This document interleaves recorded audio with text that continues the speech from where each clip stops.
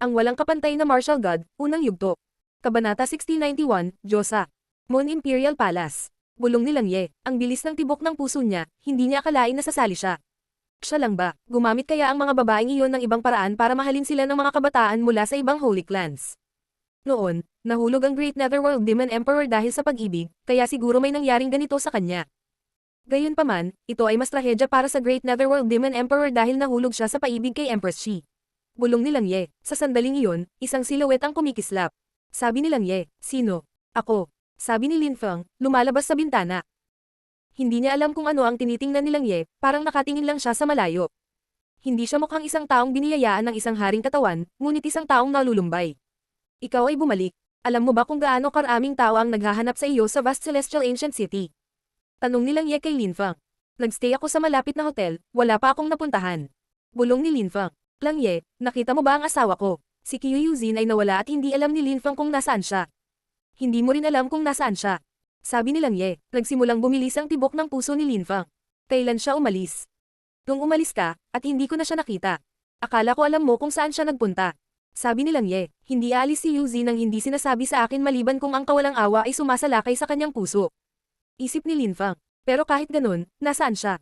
Tumingon si Lin Feng at tumingin sa malayo, pagkatapos ay bumulong siya. Empress Shi, nagpakita ka ba? Empress Shi, natarante si Lang Ye. Alam ba ni Lin Feng ang tungkol kay Empress Shi? Kilala mo si Empress Shi? Tanong ni Lin Feng kay Lang Ye. Siyempre, libu-libong taon na ang nakalilipas, nagpakita si Empress Shi sa Moon Imperial Palace. Siya ay sobrang malamig, maganda, perpekto.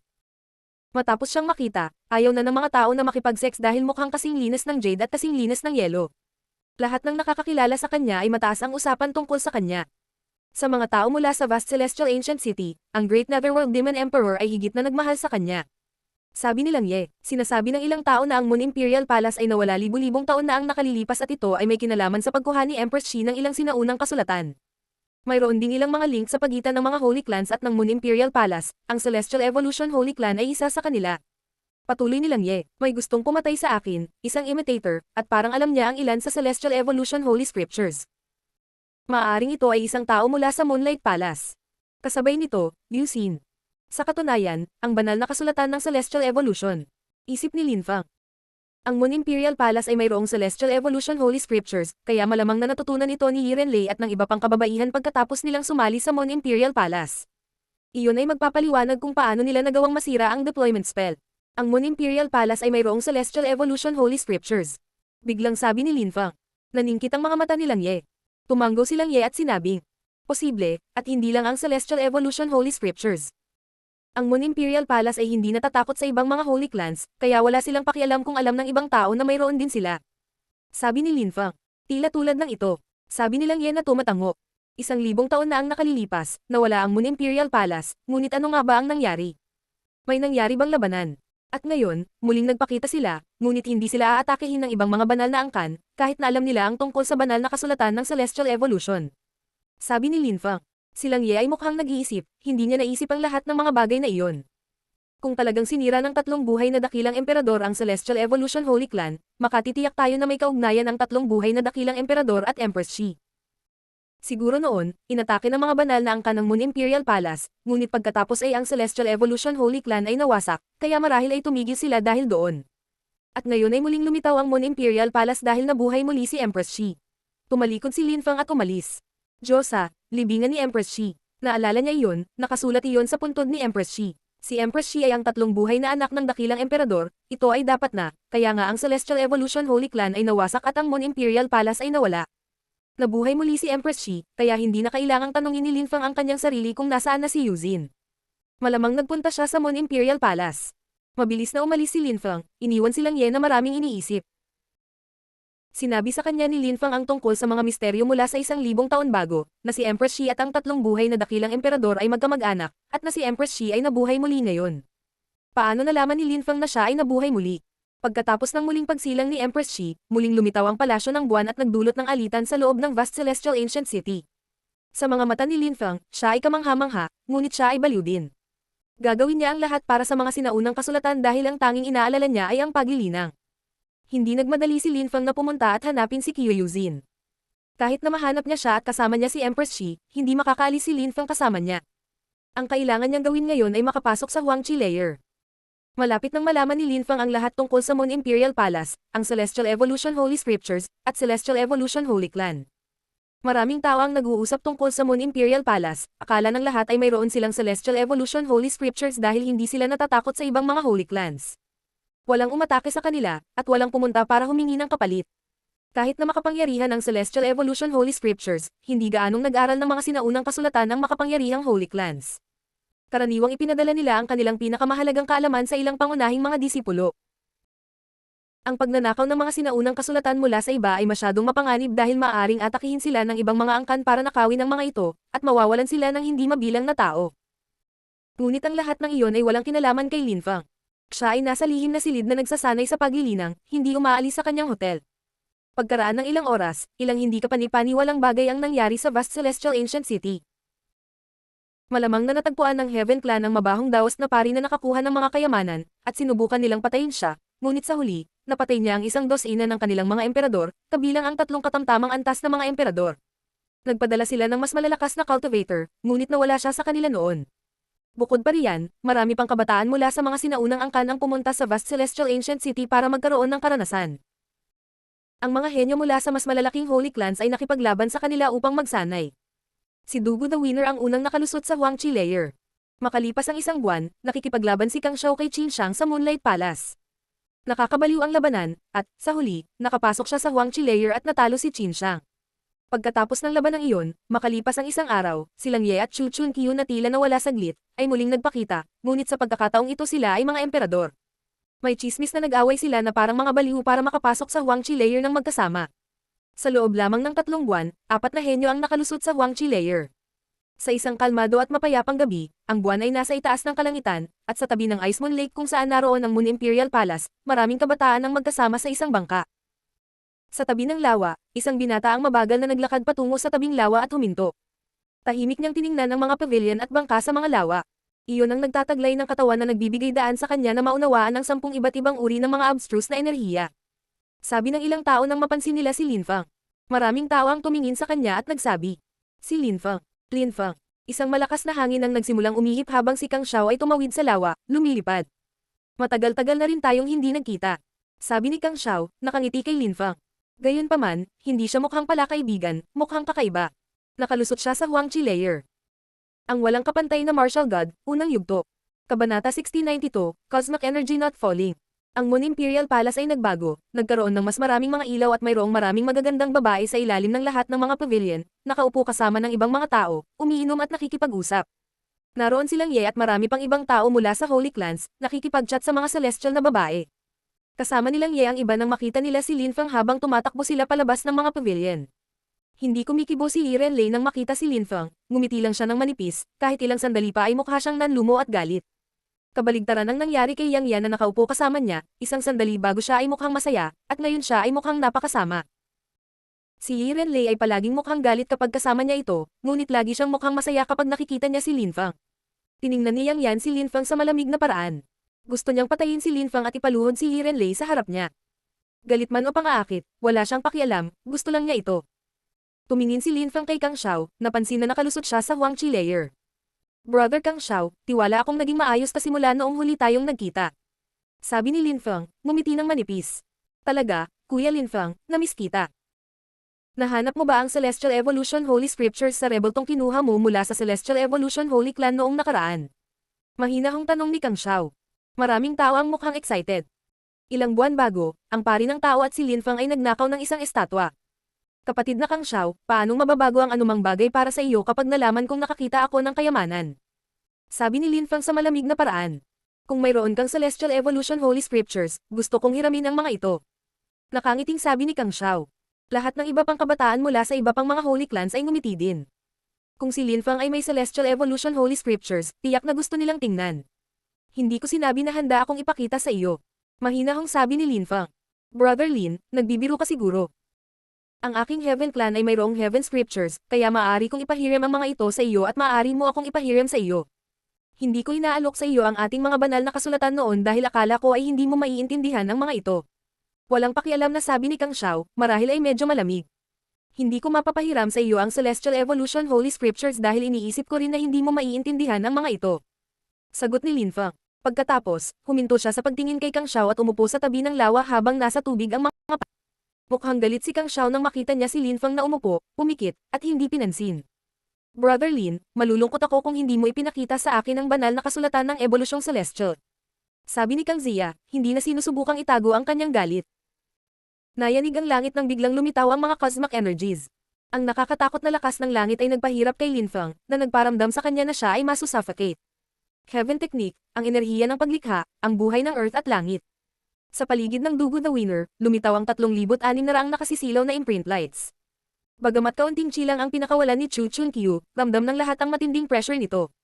Tiningnan nilang si Lin Feng sa kakaibang paraan, ngunit kalmado lang siyang nakamasid, hindi sinasangkot ang kanyang sarili.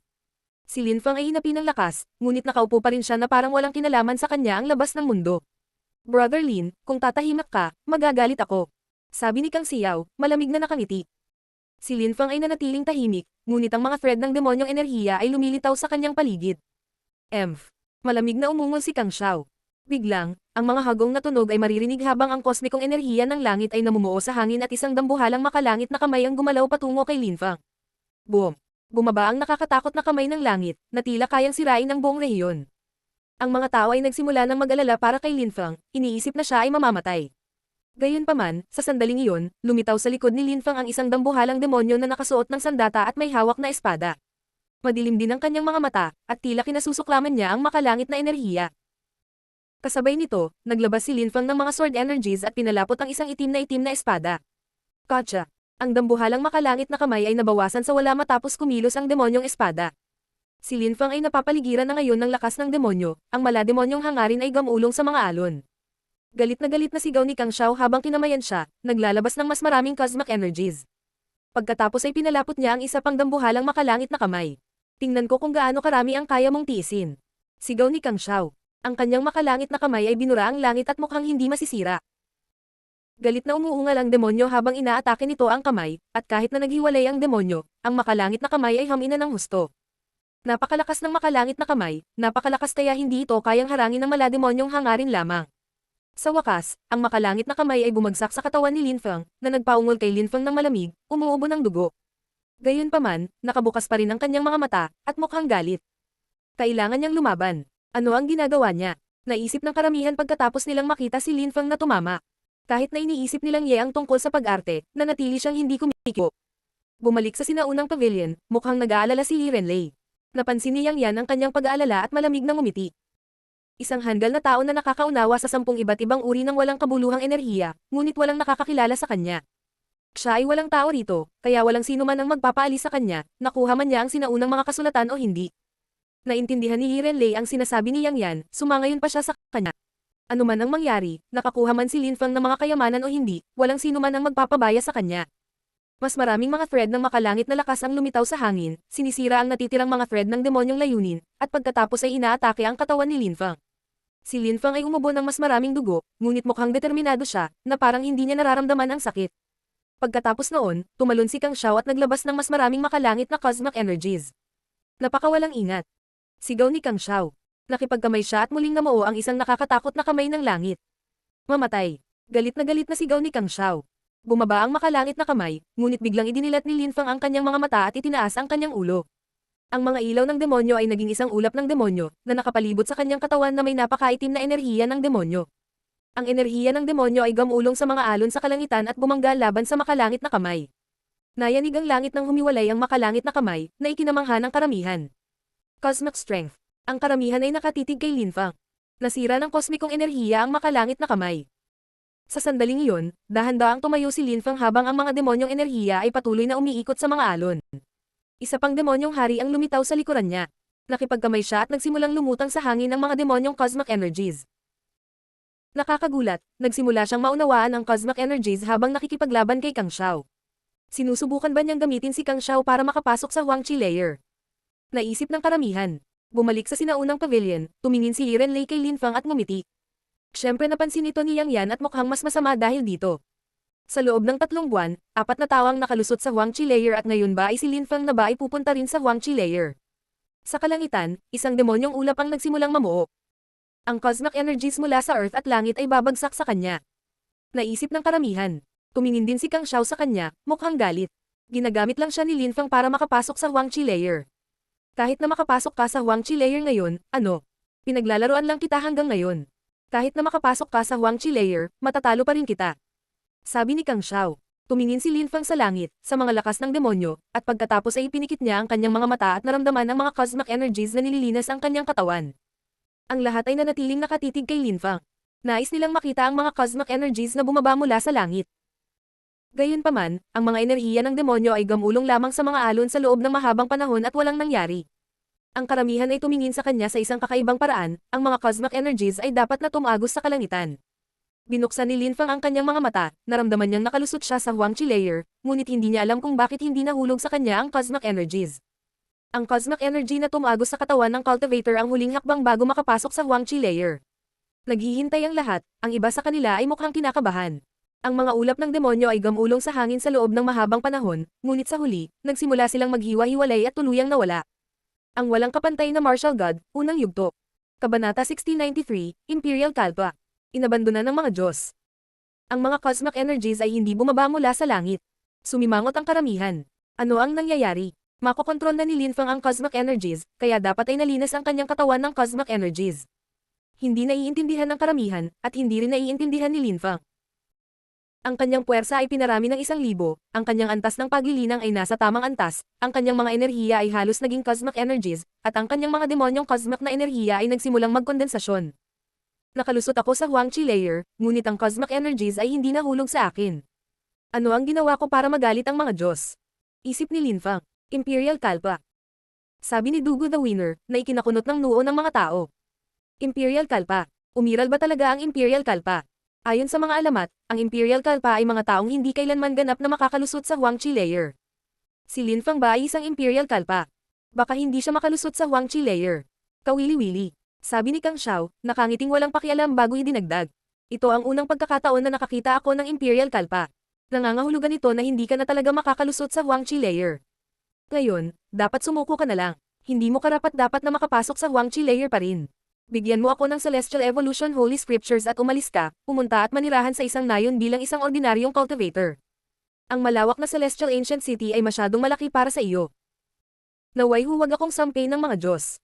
Nanalangin kay Lin Fang. Pagkatapos ay sinabi niya kay Kang Xiao. Ipinanganak ako sa isang ordinaryong angkan, at hindi ako nagsimulang magsanay ng paglilinang hanggang ako ay 15 taong gulang. Wala akong natanggap na kahit ano upang matulungan akong mag-level up ng mabilis, kabilang ang gamot, ngunit ngayon na ang aking abstruse energies ay halos lahat sa pinakamataas na antas, sinasabi mo sa akin na hindi ako karapat-dapat na makapasok sa Huangqi layer. Ang puso ni Lin Fang ay tumitibok ng husto, siya ay labis na nag-aalala. Siya ay naging isang emperador, ngunit ang cosmic energies ay hindi nahulog mula sa langit.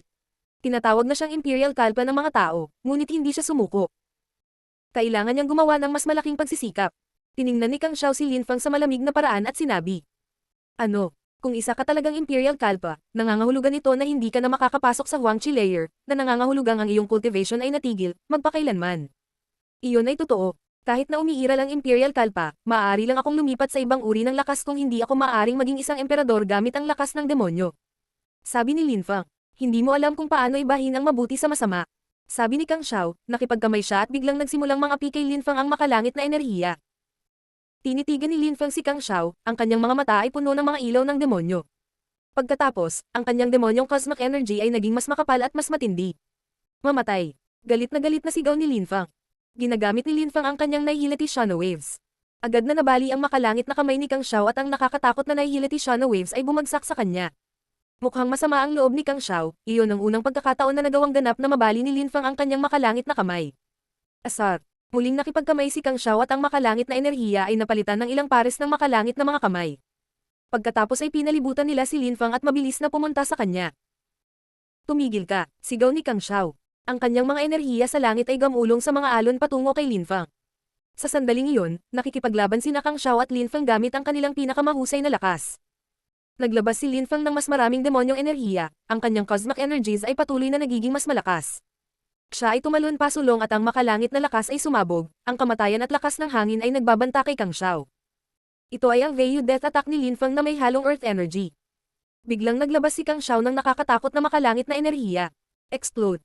Sigaw ni Kang Xiao, na iniunat ang kanyang kamay. Pinalibutan ng mga enerhiya ng langit ang pag-atake ng Vayu Death at winasak ito. Sumimangot ang mga tao, si Kang Xiao ay parang gusto niyang patayin si Lin Fang. Kahit na kinokontrol ni Lin Fang ang mga demonyong cosmic energies, ang kanyang katawan ay hindi pa nalilinis ng cosmic energies ng Earth at Langit, na nangangahulugan na hindi niya maaaring hiramin ang cosmic energies mula sa Earth at Langit. Sa totoong laban, dapat talagang patayin ni Kang Xiao si Lin Fang. Naisip ng karamihan. Isang demonyong silweta ang lumitaw, na nagmukhang isang agresibong demonyo si Lin Fang. Hindi siya natatakot kay Kang Xiao, kahit na ang kanyang makalangit na enerhiya ay tumitindi. Ipapakita ko sa iyo ang tinatawag nating makalangit na lakas. Sabi ni Kang Xiao. 16 na makalangit na ilaw ang lumitaw at pinalibutan si Lin Fang, kasabay nito, tumakbo siya patungo kay Lin Fang. Boom! Isang nakakatakot na enerhiya sa Earth ang biglang lumitaw, at ang nahihilati siya na waves ni Lin Fang ay gumalaw sa lahat ng direksyon. Pagkatapos ay nagsimulang tumakbo si Lin Fang na parang hangin. Sirain. Sinuntok ni Lin Fang ang hangin sa direksyon ni Kang Xiao habang naglalabas ng demonic cosmic energy at Earth abstruse energy. Inihagis niya ang sarili sa makalangit na kamay, malamig na umuungot. Napapaligiran siya ng mga ilaw ng demonyo at Earth, at biglang nag-apoy ang paligid niya. Kung ang mga demonyong enerhiya ay hindi mahuhulog mula sa langit, paano ang mga Earth? Galit na sigaw ni Lin Fang. Ang kanyang Earth energies ay nagiging mas makapal. Ang madla ay matumal ang panga, ang kanyang Earth abstruse energy ay naging Earth cosmic energy. Ang lakas ng Earth ay namuo sa kalangitan at muling lumitaw ang isang buhawi. Tinitigan ito ng karamihan, iniisip kung lilinisin ba ng cosmic energy ang katawan ni Lin Fang sa pagkakataong ito. Tumigil si Kang Xiao sa pag-atake kay Lin Fang at tumingin din sa langit. Ang kakilakilabot na enerhiyang kosmiko ay naging isang ulap na gamulong sa mga alon sa napakatagal na panahon, tulad ng nakaraang panahon. Ang karamihan ay naawa kay Lin Fang, muli, ang kanyang kosmikong enerhiya ay nagkalat. Ang mga cosmic energies ay hindi bumaba mula sa langit. Kawawa naman. Akala ng maraming tao. Si Lin Fang ay isang tunay na henyo, naunawaan niya ang dalawang uri ng cosmic energies sa napakaikling panahon, ngunit nakatagpo siya ng isang malediction, at hindi nililinis ng cosmic energy ang kanyang katawan. Kawawa siya. Sabi ni Yang Yan, nakangiting walang pakialam. Isang imperial kalpa, kahit na nauunawaan mo ang iba pang mga uri ng cosmic energies, hindi ka na kailanman makakalusot sa Huangqi layer. Nanunuyang sabi ni Kang Xiao.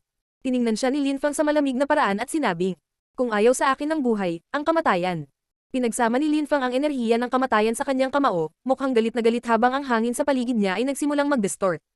Sirain. Sinuntok ni Lin Fang ang hangin, ang kanyang suntok ay naglalaman ng parehong Earth at Demon cosmic energies. Malamig na umungol si Kang Xiao at isa pang makalangit na kamay ang gumalaw patungo sa suntok ni Lin Fang. Nagbanggaan sila, ngunit ang kamay ay naglalaman lamang ng isang uri ng cosmic energy, kaya hindi nito nalabanan ng pag-atake ni Lin Fang, kaya agad itong naputol. Humanda ka sa kamatayan. Sabi ni Kang Xiao habang sinuntok muli ang hangin. Isa pang makalangit na kamay ang lumitaw, at ang langit ay yumanig ng ito ay naging isang hola. Si Lin Fang ay umatake gamit ang Earth energies at naglabas ng death strength habang sumisigaw ng mamatay. Walang silbi. Sabi ni Kang Xiao. Mamatay. Sumigaw muli si Lin Fang, walang takot. Naglabas siya ng dalawang thread ng sword energies, bawat isa ay naglalaman ng lakas ng kamatayan. Heavenly King Imprint. Galit na sigaw ni Kang Xiao. Ang mga makalangit na ilaw ay namuo sa kanyang paligid at pagkatapos ay lumipat siya patungo kay Lin Fang. Earth Armor. Sabi ni Lin Fang. Pinalibutan ng Earth cosmic energies ang kanyang katawan, at kumikislap ang mga ilaw ng demonyo sa ibabaw ng armor.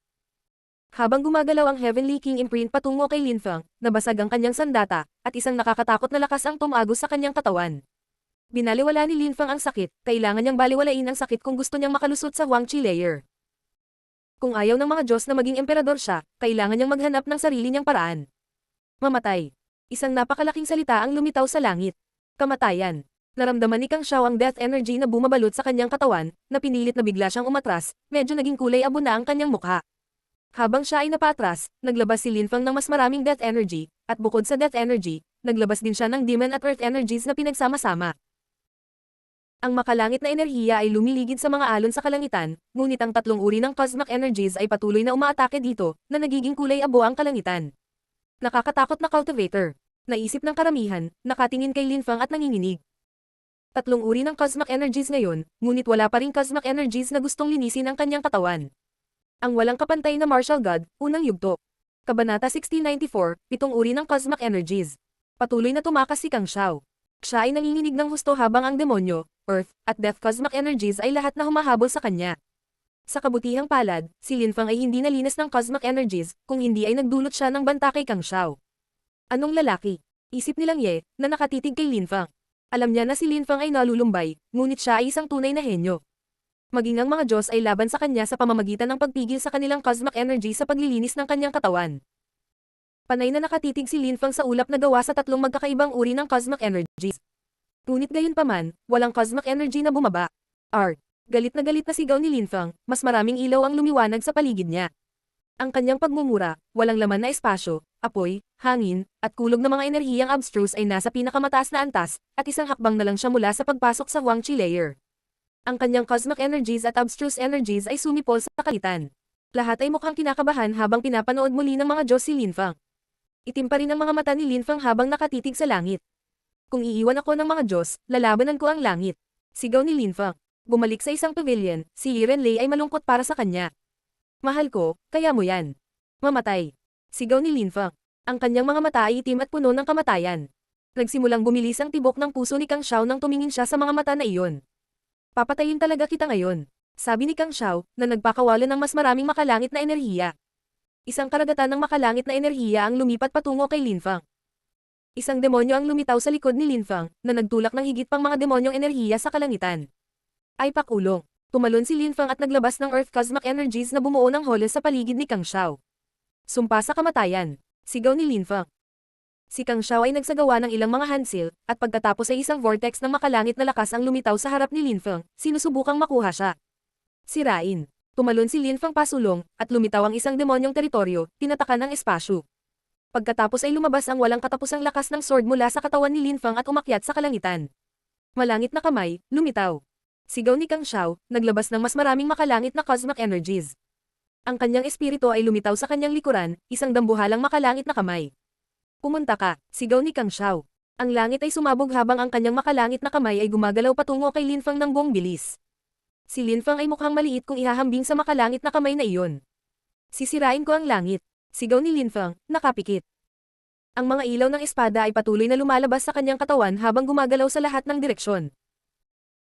Ginamit niya ang Wind Thunder Laceration, ang kanyang Desolate Shana, ang kanyang Vayu Death, ang kanyang Nihility Shana Waves, at iba pa. Ang lahat ng kanyang mga pag-atake, ang kanyang mga abstruse energies, at cosmic energies ay intertwined at lumiligid sa alon. Muling nang inagang langit nang lumitaw ang isa pang ulap ng cosmic energies sa kalangitan. Lumabas kayong lahat, sigaw ni Lin Feng, parang baliw. Gusto niyang gawing cosmic energies ang lahat ng kanyang abstruse energies. Demonyo, kamatayan, earth, at ngayon ay wind cosmic energy. Lumato din ang pagmumura ng cosmic energy. Ang walang laman na kosmikong enerhiya ay nasa ulap. Naruroon ang fire cosmic energy sa cloud. 7 uri ng cosmic energies. Ang karamihan ay hindi nakaimik. Mas maraming pagsabog ang tumunog, at pagkatapos ay umubo ng dugo si Kang Xiao, ang kanyang mukha ay namutla ng nakamamatay. Ano ang nangyayari? Isip ni Kang Xiao, nakatingin sa langit. Ang ilang mga ilaw ay bumaba mula sa langit at winasak ang kanyang makalangit na kamay. 7 uri, paano ito posible? Kahit na walang katawan na nilinis ng cosmic energies, 7 iba't ibang uri ang nakakatakot. Isang nakakatakot na lakas ng pagsabog ang dahan-daang bumaba mula sa langit. Ang mga cosmic energies ba ay maglilinis sa kanyang katawan sa pagkakataong ito? Sa sandaling iyon, si Lin Feng ay mukhang isang tunay na demonyo habang nakatitig sa langit. Gayunpaman, sa sandaling iyon, ang mga cosmic energies na bumababa mula sa langit ay sumabog. Muli, ang mga Diyos ay tila wala sa panig ni Lin Feng. Nanatiling kalmado si Lin Feng. Ang mga cosmic energies ay nag-condense ng ilang beses at pagkatapos ay nagkalat sila. Ano ang nangyayari? Bakit hindi nila nililinas ang katawan ni Lin Feng? Ang mga cosmic energies ay nagkalat at naglaho, na nag-iwan sa puso ng lahat na tumibok. Hindi sila makapaniwala. Isang napakalaking halimaw ang lumitaw sa di-kalayuan, ito ay isang Qiyongqi. Sa sandaling iyon, nanatili siyang nakatitig sa ulap ng cosmic energies na nagkakalat. Mukha siyang nag-iisip habang bamulong. Ang cosmic energies ay hindi bumaba sa langit, ibig sabihin ba ay inabandona ka ng mga Diyos? O nangangahulugan ba ito na tinalikuran mo ang mga Diyos? Nabigo ako, sabi ni Lin Feng sa mahinahong paraan. Ang kanyang 7 iba't ibang uri ng cosmic energies ay kumikislap sa paligid niya, na magkakaugnay. Hindi pa niya kayang pagsamahin ang mga ito ng kasing ganda ng mga abstruse energies, ngunit mas malakas pa rin ang mga ito. Tumiti si Lin Feng at tulong. Kahit na ang cosmic energies ay hindi bababa at hindi linisin ang aking katawan, mas mahina ka pa rin kaysa sa akin. Si Kang Xiao ay nanatiling tahimik, at ang mga tao ay hindi maiwasang sumang-ayon. Si Lin Feng ay mayroon na ngayong 7 iba't ibang uri ng cosmic energies. Umikot ang hangin at walang laman na kosmikong enerhiya sa paligid niya, na ikinakunot ng noo ni Kang Xiao. Pagkatapos, nakita niya si Lin Feng na papalapit sa kanya. Nagulat siya, mas mabilis si Lin Feng kaysa noong gumamit lang siya ng wind abstruse energy. Sumpa sa kamatayan. Ang pagkamatay ni Lin Fang at ang pagsumpa ng cosmic energies ay nagsimulang kaagnasan ng katawan ni Kang Xiao. Ang kanyang ekspresyon sa mukha ay nagbago ng husto, at biglang, isang celestial heaven shield ang lumitaw sa kanyang harapan. Explode! Sigaw ni Lin Fang, sinuntok ang kalasag gamit ang kidlat at mga demonyong enerhiya. Puro cosmic energies lang ang ginagamit niya, walang espesyal. Mayroon siyang ilang uri ng cosmic energies, kaya bakit hindi tamasahin ang mga ito? Kagulo. Galit na sigaw ni Kang Xiao. Naging distort ang kapaligiran nang itinulak palayo ang kidlat. Sina Lin Fang at Kang Xiao ay itinulak sa magkaibang direksyon. Earth. Tumalon si Lin Fang pasulong at isang nakakatakot na mabigat na lakas ang bumagsak kay Kang Xiao, at pagkatapos ay nabuo ang isang hola. Apoy. Isang nakakatakot na apoy ang namuo. Pagsira ng Celestial Heavens. Galit na sigaw ni Kang Xiao. Nabasag niya ang hola at ang mga enerhiya ng apoy. Gayunpaman, isang itim na kamao ang gumagalaw patungo sa kanya. Sumpa ng kamalayan. Sabi ni Lin Fang. Pagkatapos sabihin niyon, naging magulo ang iniisip ni Kang Xiao, lumitaw ang kanyang Heavenly King Armor at pinrotektahan siya. Boom! Isang mabigat na enerhiya ang bumalot sa katawan ni Kang Xiao na nagpalipad sa kanya. Gayunpaman, ang lakas ay ganap na hinigop ng kanyang baluti at hindi ito nasaktan sa kanya. Kung ang alinman sa 7 iba't ibang uri ng cosmic energies ay bumaba mula sa langit upang linisin ang katawan ni Lin Fang, si Kang Xiao ay nawala na. Naisip ng karamihan. Sa sandaling iyon, kumikislap ang mga silhouette ng malalakas na cultivator, mabilis na nakapalibot kay Lin Fang. Sa di kalayuan, mayroon ding mataas na antas na emperador na nakatitig kay Lin Fang. Siya ay mula sa parehong angka ng batang pinatay ni Lin Fang sa Celestial Evolution Holy Clan, ang may Thunder Hammer. Hindi siya tinanong ni Lin Fang kung sino siya. Isang chessboard ang lumitaw at biglang naging napakalaki, nakakasilaw pa. Ang Celestial Evolution Chessboard, nakuha niya ang Celestial Evolution Chessboard. Maraming tao ang nakatingin dito ng mata ko. Swoosh! Nagmamadaling lumapit ang mga emperador. Sinulyapan sila ni Lin Fang sa malamig na paraan at gumamit ng agility technique habang patuloy na kumikislap ang Celestial Evolution Chessboard. Sirain. Tumalon si Lin Fang sa Celestial Evolution Chessboard. Hindi alam ng mga emperador kung ano ang kanyang binabalak, kaya't bigla silang umatras ng buong bilis. Deployment Spell, Celestial Evolution Chessboard, ano pa kaya ito? Naisip ng karamihan, nakasimangot. Ang walang kapantay na Martial God, unang yugto. Kabanata 1695, Chaos and Fury. Sa di kalayuan, may lumitaw pang dalawang tao. Isang matangkad at matipunong matandang lalaki at isang batang babae na mukhang marangal. Ang taong iyon ay may katawan na nagbibigay daan sa kanya na maunawaan ang 10 iba't ibang uri ng abstruse energies, ngunit hindi siya makakalusot sa Huangqi layer. Tanong ng batang babae na nakasuot ng sayan na damit, na nakatitig kay Lin Fang. Siguro wala siyang katawan na nagpapahintulot sa kanya na maunawaan ang 10 iba't ibang uri ng mga abstruse energies. Katwiran ng matanda.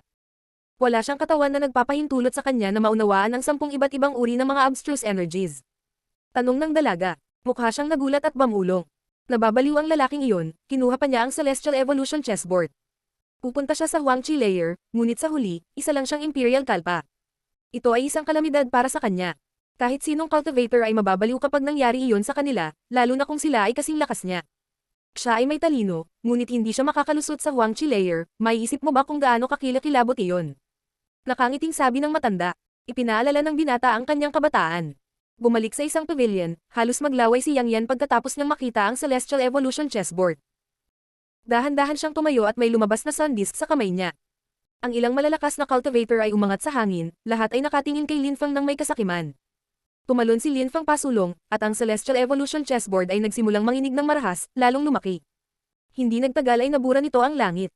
Ang mga piraso nito ay kumikislap, na ginagawa itong kapareho ng mahusay na deployment spell mula noon. Sa loob ng kanyang makajos na kamalayan, isang palasyo ang nasuspine sa hangin. Pasyo ng makajos na kamalayan. Nakita ito ng karamihan. Pagkatapos ay nakita nila ang mga ilaw mula sa Celestial Evolution Chessboard na patungo, sinusubukang pagsamahin ang mga ito. Mamatay. Sabi ng isang malakas na cultivator sa sandaling iyon, tumatalon pasulong. Sirain. Tumalon si Lin Fang sa Celestial Evolution Chessboard at naging isang nakakasilaw na deployment spell. Naputol ang pag-atake ng tumama ito sa chessboard. Kasabay nito, ang lugar kung saan nakatayo si Lin Fang sa Celestial Evolution Chessboard ay naging mas nakakasilaw, at isang itim na Earth Armor ang lumitaw sa kanyang katawan. Tumitaw din sa harapan niya ang kanyang TNG sword. Gaano ka-motivated? Tumiti ang matandang lalaki sa langit.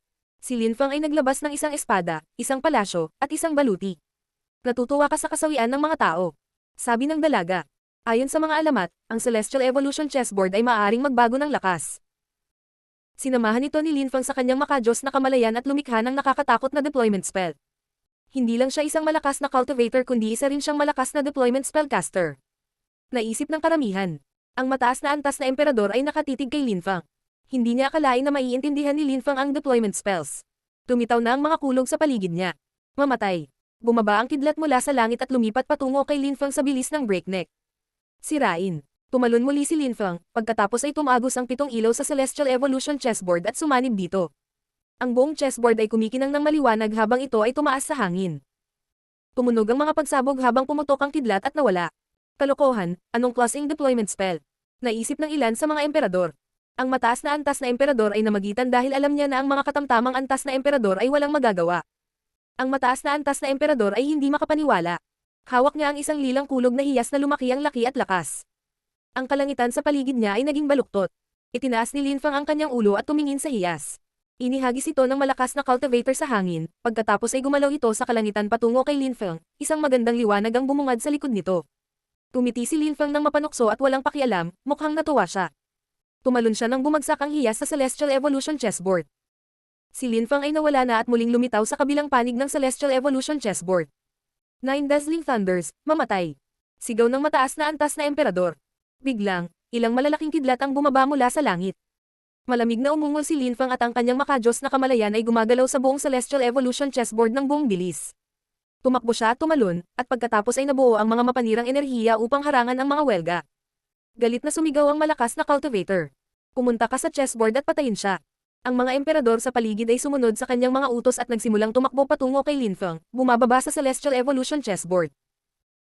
Tumakbo si Lin Feng habang naglalabas ng mga enerhiya sa deployment spell, ang kanyang makajos na kamalayan ay gumabay sa bawat galaw niya. Ilusyon. Biglang tumalon muli si Lin Feng. Ang Celestial Evolution chessboard ay nagningning ng napakaliwanag na ang mga tao sa ibaba ay hindi makita ni Lin Feng o ang Celestial Evolution chessboard o ang mga tao dito. Illusion deployment spell. Sumimangot ang karamihan.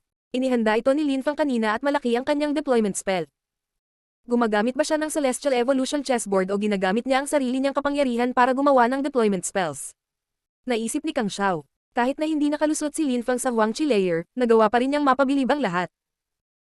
Sa loob ng Celestial Evolution chessboard, sa ilusyon, ang malalakas na cultivator ay nawala at nakasimangot.